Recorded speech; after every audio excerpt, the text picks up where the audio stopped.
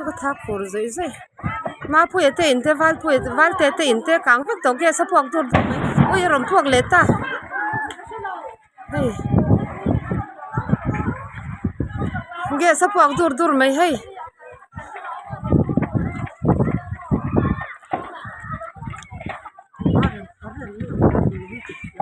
anh tin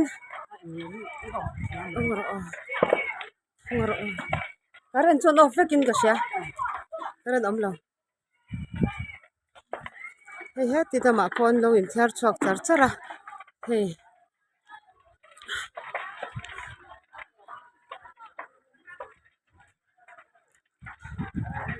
ge si voi thu mo puak to a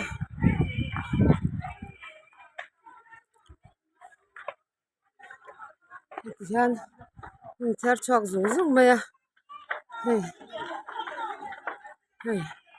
in thar chok zung mai a karon kang khazel mai le nga le hei chaklam te ge si ron puak le chin box si a